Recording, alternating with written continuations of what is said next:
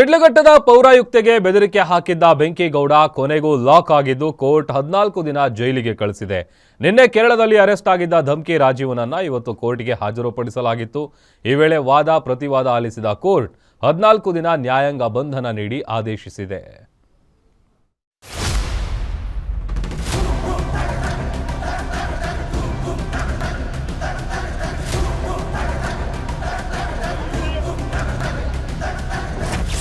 ಫೋನ್ನಲ್ಲೇ ಪ್ರತಾಪ ತೋರಿಸಿದ್ದವನಿಗೆ court shock.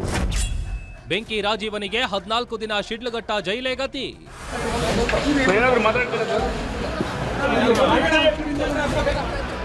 ಅಂದು ನಂಗೆ ನನ್ನ ಹವಾ ಅಷ್ಟು ಇಷ್ಟು ಅಂತ ಲೇಡಿ ಆಫೀಸರ್ ಅನ್ನೋದನ್ನ ನೋಡದೆ ಫೋನ್ನಲ್ಲಿ ಕಾಂಗ್ರೆಸ್ ಮುಖಂಡ ಬಾಯಿಗೆ ಬಂದಂತೆ ಮಾತಾಡಿದ್ದ.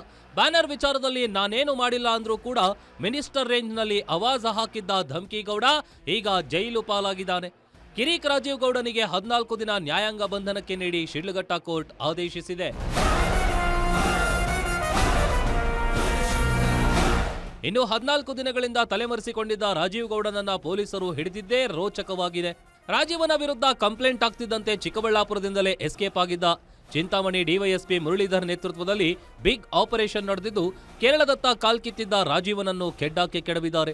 ಇದಕ್ಕೂ ಮುನ್ನ ಮಂಗಳೂರಿನ ಉದ್ಯಮಿ ನೆರವಿನಿಂದ ಕೇರಳಕ್ಕೆ ಕಾಲ್ಕಿತ್ತಿದ್ದ ರಾಜೀವ್ ಮಂಗಳೂರಿನಲ್ಲೇ ಕಾರು ಬಿಟ್ಟು ಹೋಗಿದ್ದ. ಈ ವೇಳೆ ಕಾರ್ನಲ್ಲಿದ್ದ ರಾಜೀವ್ ಸಂಬಂಧಿಕರಿಗೆ ಪೊಲೀಸರು ಡ್ರಿಲ್ ನಡೆಸಿದಾಗ ರಾಜೀವ್ ಸೀಕ್ರೆಟ್ ಆಗಿ ಬಳಸುತ್ತಿದ್ದ ಮೊಬೈಲ್ ಯೂಸ್ ಮಾಡ್ತಿದ್ದ ಬಗ್ಗೆ ಮಾಹಿತಿ ಸಿಕ್ಕಿತ್ತು. ಆಗ ಅಲರ್ಟ್ ಆದ ಪೊಲೀಸರು ಆತನ ನಂಬರ್ ಟ್ರೇಸ್ ಮಾಡಿದಾಗ ರಾಜೀವ್ ಇರೋ ಜಾಗ ಪತ್ತೆಯಾಗಿತ್ತು. ಪಚ್ಚನಾಡಿ ಬಳಿಯ ಜೇಕ್ ಇಕೋ ಡಿಸೈನ್ ಸ್ಟೋರ್ ಅಪಾರ್ಟ್ಮೆಂಟ್ನಲ್ಲಿ 4 ದಿನದಿಂದ ಅವಿತು ಕೂತಿದ್ದ ಬೆಂಕಿ ರಾಜೀವನನ್ನು ಅರೆಸ್ಟ್ ಮಾಡಿದ್ರು. ನಿನ್ನೆ ಸಂಜೆ ಕೇರಳದ ಮಲ್ಲಪುರಂನಲ್ಲಿ ಬಂಧಿಸಿದ ಪೊಲೀಸರು ಮಧ್ಯರಾತ್ರಿನೇ ರಾಜೀವ್ ಗೌಡನನ್ನು ಚಿಕ್ಕಬಳ್ಳಾಪುರಕ್ಕೆ ಕರ್ಕೊಂಡು ಬಂದಿದ್ರು. ಗೆಸ್ಟ್ ಹೌಸ್ನಲ್ಲಿ ಒಂದು ರೌಂಡ್ ಡ್ರಿಲ್ ನಡೆಸಿ ಆಮೇಲೆ ಜಿಲ್ಲಾಸ್ಪತ್ರೆಗೆ ಕರ್ಕೊಂಡು ಬಂದು ಮೆಡಿಕಲ್ ಚೆಕಪ್ ಮಾಡಿಸಿ ಕೋರ್ಟ್ಗೆ ಕರ್ಕೊಂಡು ಹಾಜರುಪಡಿಸಿದ್ರು. ಈ ವೇಳೆ ಪೊಲೀಸರು 5 ದಿನ ಕಸ್ಟಡಿ ಕೇಳಿದ್ರು. ಆದ್ರೆ ವಾದ ಪ್ರತಿವಾದ ಆಲಿಸಿದ ಕೋರ್ಟ್ 14 ದಿನ ನ್ಯಾಯಾಂಗ ಬಂಧನಕ್ಕೆ ನೀಡಿ ರಾಜೀವ್ಗೆ ಶಾಕ್ ಕೊಟ್ಟಿದೆ. ಜಾಮೀನು ಸಿಕ್ಕಲಿಲ್ಲ ಅನ್ನೋದು ಒಂದು ಭಾಗ ಆದರೆ ನಾಳೆಗೆ ಆರ್ಗ್ಯುಮೆಂಟ್ ಇದೆ. ಎರಡನೇದೇನಂತಂದರೆ ಅವ್ರು ಕೇಳಿರೋ ಒಂದು ಯಾವುದು ನಾವು ನಮ್ಮ ಕಸ್ಟಡಿ ಕೊಡಿ ಅಂತ ನಾವು ಅವ್ರನ್ನ ಇದಕ್ಕೆ ಕರ್ಕೊಂಡು ಹೋಗ್ಬೇಕು, ಎಲ್ಲೆಲ್ಲಿ ಓಡಾಡಿದ್ರು ಅಲ್ಲೆಲ್ಲ ಕರ್ಕೊಂಡು ಹೋಗ್ಬೇಕು ಅಂತ ಹೇಳಿರೋದನ್ನು ಅದು ಹಾರ್ಬರಿಂಗ್ ಅಂತ ಬರುತ್ತೆ. ಆ ಹಾರ್ಬರಿಂಗ್ ಅಫೆನ್ಸೇ ಬೇಲಬಲ್. ಸೊ ಬೇಲಬಲ್ ಅಫೆನ್ಸ್ಗೆ ನೀವು ಕಸ್ಟಡಿ ತಗೊಂಡೋಗ್ಬೇಕ ಅಂತ ಆ ವಾದವನ್ನು ಕೋರ್ಟ್ ಮನ್ನಣೆ ಕೊಟ್ಟಿದೆ.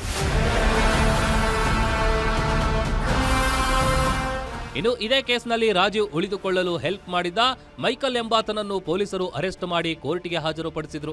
ವಾದ ಪ್ರತಿವಾದ ಆಲಿಸಿದ ಕೋರ್ಟ್ ಕೇಸ್ನ A2 ಮೈಕಲ್ಗೆ ಕಂಡೀಷನ್ ಬೇಲ್ ನೀಡಿದ್ರೆ ಬೆಂಕಿಗೌಡಗೆ ಜೈಲಿಗೆ ಕಳುಹಿಸಿದೆ. ಇಷ್ಟಾದರೂ ಕೂಡ ಕೋರ್ಟ್ ಎದುರು ರಾಜೀವನ ಬೆಂಬಲಿಗರು ಕೂಡ ಪುಂಡಾಟ ಮೆರೆದಿದ್ರು. ಕೋರ್ಟ್ ಬಳಿ ಜಮಾಯಿಸಿ ರಾಜೀವ್ನನ್ನು ಹೊರಗೆ ಕರೆತರ್ತಿದ್ದಂತೆ ಜೈಕಾರ ಕೂಗಿದ್ರು. ಈ ವೇಳೆ ಅವರನ್ನು ಚದುರಿಸಲು ಪೊಲೀಸರು ಲಾಠಿ ಚಾರ್ಜ್ ಮಾಡಿದ್ರು.